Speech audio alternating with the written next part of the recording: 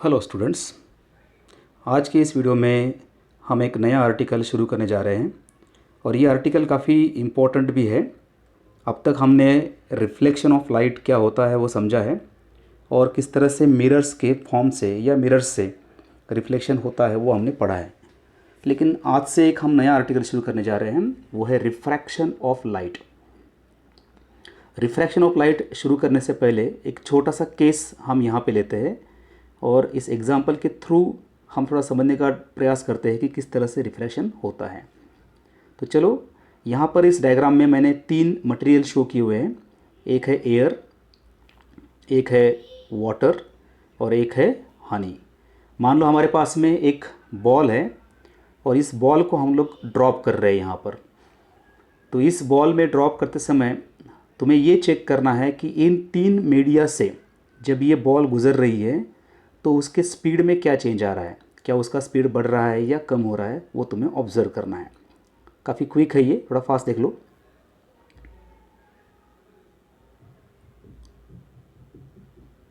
कुछ इस तरह से, ठीक है। फिर से एक बार देखते हैं। एयर में काफ़ी फास्ट, वाटर में थोड़ा स्लो, और जब वो हनी में एंटर कर रहा है तो वो और भी यहाँ पे स्लो हो रहा है। अब सवाल ये उठता है कि इस बॉल की जो स्पीड है इन 3 अलग अलग मीडिया के अंदर, कौन से मीडिया है, air, water and honey. Ball तो सेम ही है, लेवल भी हमने ऑलमोस्ट सेम ही रखे हुए हैं यहाँ पर, लेकिन तब भी बॉल की स्पीड हर एक मीडियम में अलग अलग है। तो ऐसा क्यों हुआ? इसके पीछे का एक सिंपल रीज़न हम ये कह सकते हैं कि यहाँ पे जो ये हमारे पास में जो 3 मीडिया है, एयर, वाटर एंड हनी, ठीक है, इनके अंदर बॉल की स्पीड कम हो रही है, ठीक है। इन तीनों भी मीडियम के जो पाथ में है बॉडी के, उनका जो डेंसिटी है, उन मीडिया का जो डेंसिटी है वो अलग अलग है। एयर एकदम लेस डेंसर है, वाटर थोड़ा उससे और ज़्यादा डेंसर है, और हनी जो है वो इन दोनों से भी ज़्यादा डेंसर है। तो इस वजह से क्या हो जाएगा, यहाँ पर जो बॉल की स्पीड है वो यहाँ पे एक तरह से अफेक्ट कर रही है। कुछ ऐसा ही लाइट के साथ भी होता है। अब ये बॉल अलग केस है पूरा। अब जो हम यहाँ पे देख रहे हैं, हम बात करने वाले हैं लाइट की, ठीक है। जिससे अगर हम यहाँ पे देखना चाहें कि ज़्यादा डेंसिटी किसकी है, तो वो तो होने की, जैसे मैंने पहले डिस्कस किया था, ठीक है। तो लाइट के साथ भी ऐसा ही होता है। In the same way, when light passes through different media, its speed is affected due to optical density of media. Density का मतलब तुम लोगों ने पढ़ा है इससे पहले, क्या होता है? डेंसिटी होती है rho is equal to mass upon volume. एक गिवन वॉल्यूम के अंदर कितना मास हमने एम्बेड किया हुआ है, कितना मास हमने ऑक्यूपाई करके रखा हुआ है, वो डिफाइन करता है उस मीडियम की डेंसिटी। इसे हम मास डेंसिटी भी कह सकते हैं। लेकिन जब हम बात कर रहे हैं लाइट की, तो लाइट के केस में जो है ये ऑप्टिकल डेंसिटी काफ़ी मैटर करती है, ठीक है। अब ऑप्टिकल डेंसिटी क्या होती है? ऑप्टिकल डेंसिटी जो है बेसिकली वो उस मीडियम की ट्रांसपेरेंसी या फिर ओपेसिटी को डिफाइन करती है। यहाँ पे ट्रांसपेरेंसी में ये PA होगा, ठीक है। तो बेसिकली क्या है, किसी भी मीडियम का वो जो मीडियम है वो ट्रांसपेरेंट है या ओपेक है। ओपेक का मतलब लाइट को ब्लॉक करने वाला, जिसमें से लाइट पास नहीं होगी, उसे कहते हैं ओपेक। ट्रांसपेरेंट का मतलब जिसमें से लाइट पास होती है, उसे कहते हैं ट्रांसपेरेंट मीडियम। तो ऑप्टिकल डेंसिटी जो होती है बेसिकली वो उस मीडियम की ट्रांसपेरेंसी या फिर ओपेसिटी को इंडिकेट करती है, ठीक है।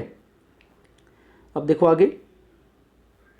तो इस ऑप्टिकल डेंसिटी की वजह से बेसिकली क्या होता है, जो लाइट ट्रैवल करता है अलग अलग मीडिया के अंदर, उसकी स्पीड कम ज़्यादा हो सकती है। उसका स्पीड जो है वो हाईएस्ट रहेगा एयर के अंदर, उसको हम मोर प्रिसाइजली वैक्यूम कहेंगे। वैक्यूम के अंदर लाइट का स्पीड हाईएस्ट है, ठीक है।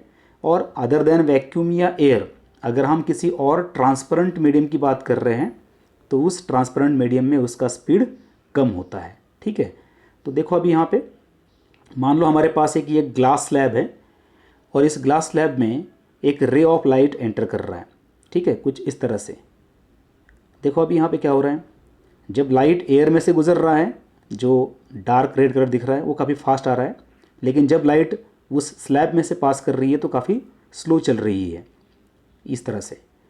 वापस बाहर आने पे थोड़ा सा फास्ट लाइट हमारा बाहर निकल रहा है। यहाँ पे एक रे जो हमने शो किया है वो सपोज एक लाइट को यहाँ पे रिप्रेजेंट कर रहा है।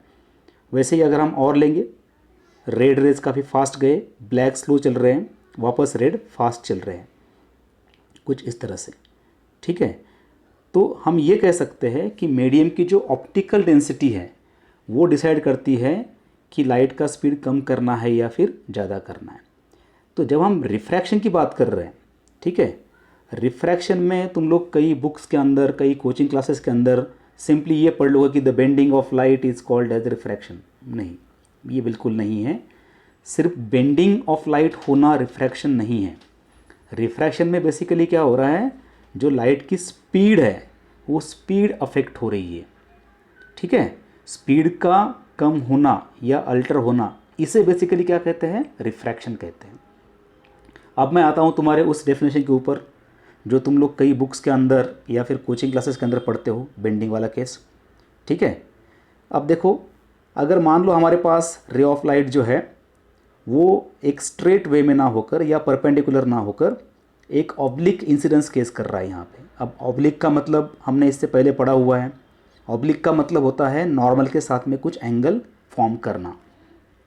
फॉर एग्जांपल, ये मेरे पास इस सरफेस के लिए यहाँ पर एक नॉर्मल है, ये मेरा सरफेस है यहाँ का, ठीक है, और इस सरफेस के ऊपर यहाँ पर एक रे ऑफ लाइट मान लो इस तरह से फॉल कर रहा है, कुछ एंगल फॉर्म करते हुए, कहाँ, इस नॉर्मल के साथ में। ठीक है, अब देखो क्या होगा, यहाँ पे जो रे ऑफ लाइट है वो कुछ यहाँ पे ऐसे निकल जाता है, अगर यहाँ पे मीडियम नहीं होता तो। ठीक है, this dotted line is the expected path. समझ लो फिर से एक बार, ये लाइट हमारी ऐसे आ रही है, अगर ये स्लैब यहाँ पे नहीं होता तो ये रे ऑफ लाइट क्या करता, ऐसे स्ट्रेट निकल जाता, if there is no change in medium. लेकिन यहाँ पर मीडियम में चेंज हो रहा है।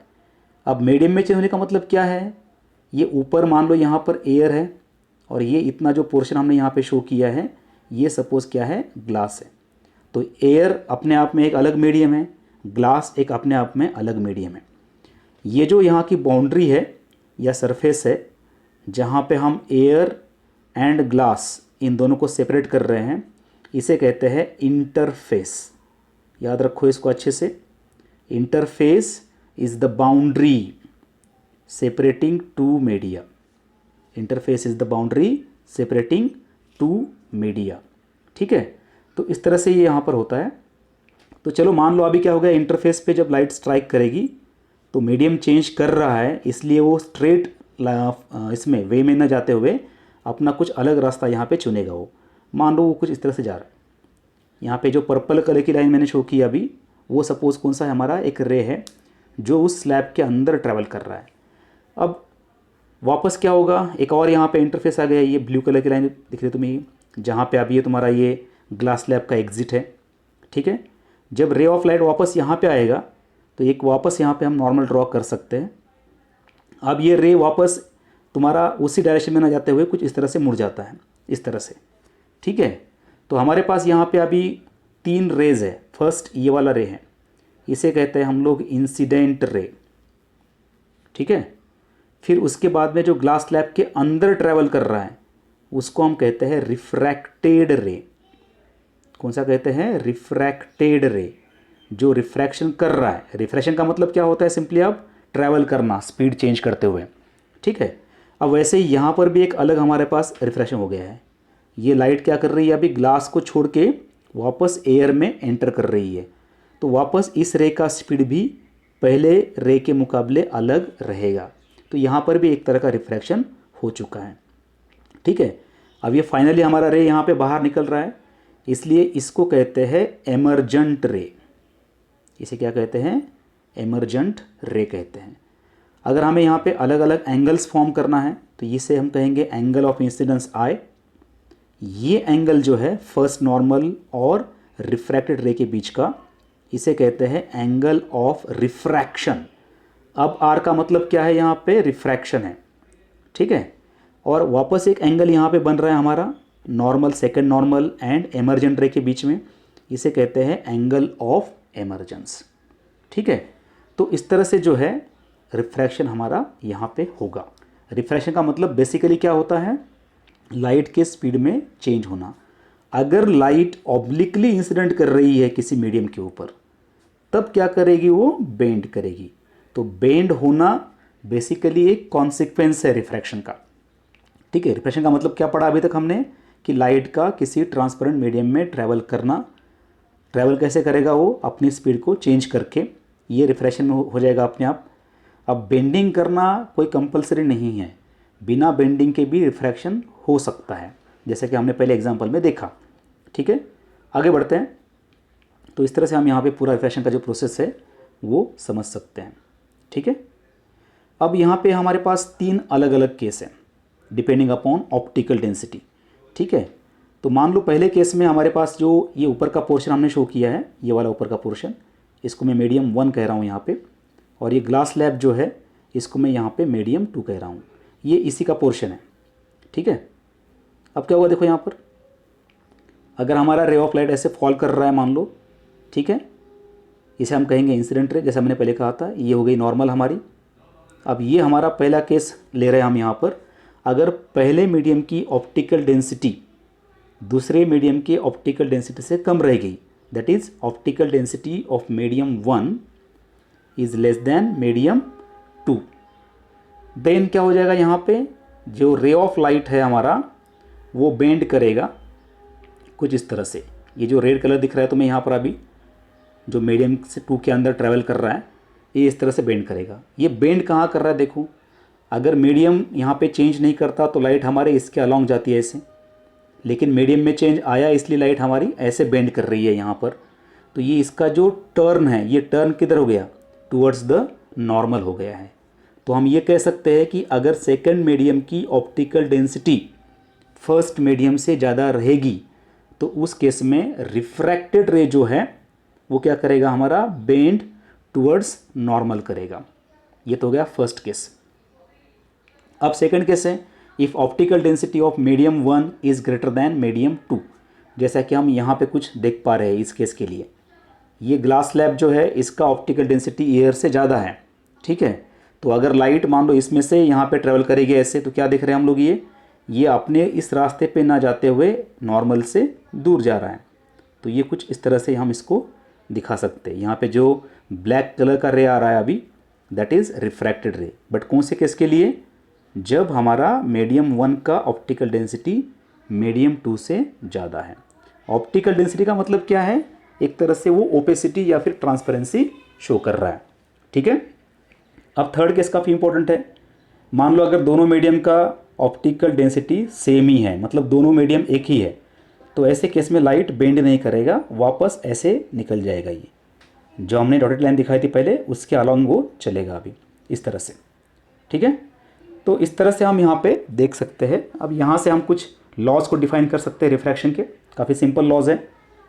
सबसे पहले जो रेशो होता है sine i to sine r, i का मतलब एंगल ऑफ इंसिडेंस, आर का मतलब एंगल ऑफ रिफ्रैक्शन, और हम यहाँ पे साइन चूज़ कर रहे हैं। तुम लोगों ने शायद पढ़ा होगा, हमारे पास ट्रिगोनोमेट्रिक रेशोज होते हैं, sign, cosine, tangent, cosec, sec, cot etcetera.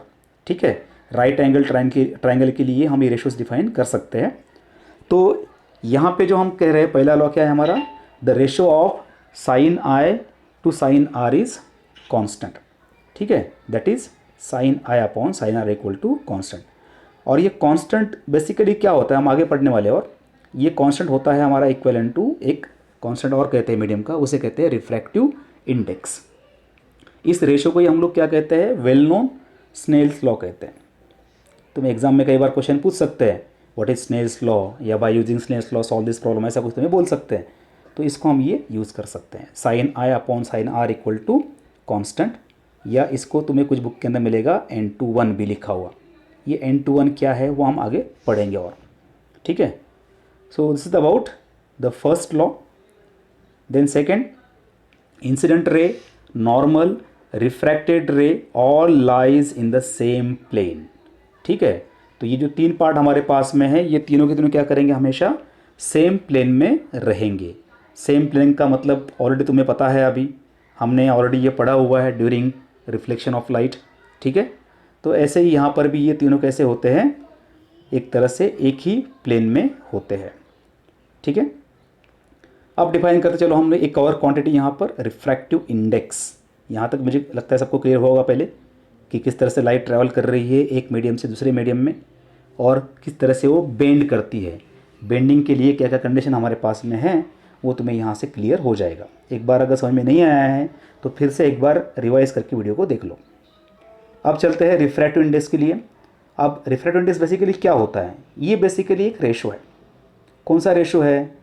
It is a constant of material which is defined basically as refractive index is equal to speed of light in vacuum upon speed of light in that particular medium. तो इसे हम कहते हैं refractive index. ये तुमने class 8 में पढ़ा हुआ है इससे पहले ऑलरेडी ये। ठीक है, तो इसका यूज़ करके हम लोग क्या कर सकते हैं, रिफ्रैक्टिव इंडेक्स को डिफाइन कर सकते हैं। ठीक है, अब ये बेसिकली क्या करता है, एक तरह से एक मैं यहाँ पे लगा तो ये बोल देता हूँ, ये रिफ्रैक्टिव इंडेक्स जो है बेसिकली हम लोग रिलेट करते हैं ऑप्टिकल डेंसिटी के साथ में। ठीक है, एक तरह से ये रिफ्रैक्टिव इंडेक्स जो होता है वो तुम्हारे मीडियम की ऑप्टिकल डेंसिटी को रिप्रेजेंट करता है। इक्वल नहीं बोल रहा हूँ इसको मैं, it is representing the optical density. अब इसका मतलब क्या है, अगर तुम्हारा मटेरियल मान लो ओपेक होगा तो रिफ्रैक्टिव इंडेक्स तुम्हारा ज़्यादा होगा। अगर मीडियम तुम्हारा ट्रांसपेरेंट होगा तो कंपेयर टू ओपेक मीडियम उसका वैल्यू कम रहेगा। जैसे हम लोग एयर या वैक्यूम के लिए रिफ्रैक्टिव इंडेक्स को 1 मानते हैं, मतलब जितने भी हमारे पास मीडिया है उन सब मीडिया के लिए जो रिफ्रैक्टिव इंडेक्स है वो 1 से ज़्यादा ही होगा, 1 से कम नहीं होगा। 1 से कम हुआ तो क्या होगा, इसका मतलब look at the formula. Refractive index हम लोग डिफाइन कर रहे हैं speed of light in vacuum upon speed of light in medium के फॉर्म में। ठीक है, अगर हमारा ये स्पीड मान लो वैक्यूम वाला स्पीड किसी और मीडियम से कम हो गया, ठीक है, तो ऐसे केस में ही क्या हो जाएगा, ये जो रेशियो है रिफ्रैक्टिव इंडेक्स हमारा ये लेस देन 1 आएगा। ठीक है, कब, अगर हमारा speed of light in vacuum कम हुआ किसी और मीडियम से, तो सिर्फ ऐसे केस में ही क्या होने वाला है, वो कम आने वाला है। ठीक है, ऐसा पॉसिबल है क्या? नहीं। लाइट की जो स्पीड है वो हाईएस्ट वैक्यूम में ही होती है, आज तक की जो स्टडीज़ है उसके अकॉर्डिंग।